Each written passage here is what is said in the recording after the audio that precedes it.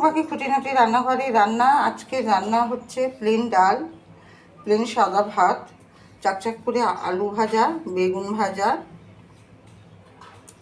আর হচ্ছে আলু বরবটি দিয়ে একটা তরকারি করেছি পাঁচফোড়ন হিং দিয়ে, আর করব মাছের ঝোল।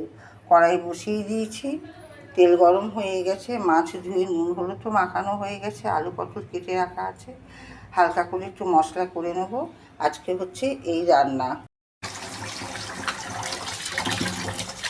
আমি একদম 4-5 দিনের মাছ একেবারে নিয়ে চলে এসেছি। একে একে মাছগুলো সব পরিষ্কার করে ধুয়ে আমি তুলে রাখছি।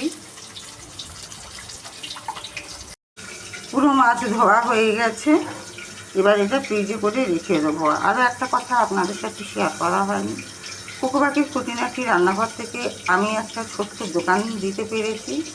তারপর এখান থেকে আমি 2-1 জনের করে হোম ডেলিভারি খাবারটাও আমি দিই। আজকে যেমনি আমার যাবে 4 জনের খাবার। তো আপনাদের সবার কাছে রিকোয়েস্ট রইল একটুখানি আমার এই ভিডিওটা শেয়ার করে দেবেন। আগে আমার ভিডিওতে অনেকে অনেক রকম কমেন্ট করতো, কিন্তু এখন এই জানি দেখছি আমার ভিডিওতে সরাসরি কমেন্ট করে না, মেসেঞ্জারে গিয়ে অনেকেই অনেক কিছু আমাকে প্রশ্ন করে যে দুজনের খাবার। তো আমার কাছে একটাই কথা, বিন্দু বিন্দু থেকেই কিন্তু সিন্ধু তৈরি হয়। আজকে আমার কুকুপাখি খুঁটিনাটি ঘরে 2 জন আছে, কালকে এটা 200 জন হবে। তো তাদেরকে আমি এই কথাটা বলছি, তাদের উদ্দেশ্যেই বলছি, যারা আমাকে মানে হ্যাটা করেই বলো কি কোনো ভালো উদ্দেশ্যেই কথাটা বলো যে 2 জনের খাবার। হ্যাঁ, 2 জনেরই খাবার। আজকে 2 জনের যাচ্ছে, কালকে বন্ধুরা 200 জনের যাবে।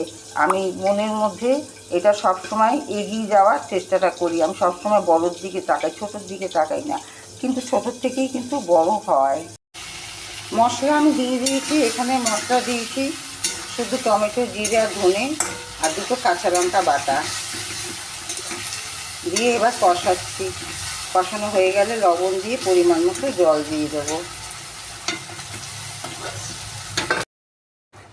মাছের ঝোল আমার হয়ে গেছে, এবার ঝোল আমি নামাবো।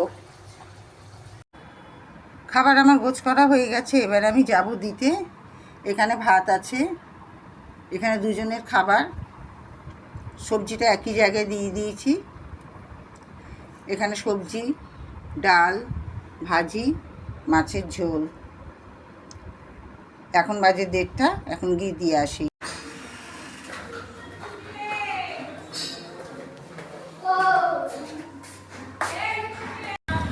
চললাম এখন খাবার দিতে।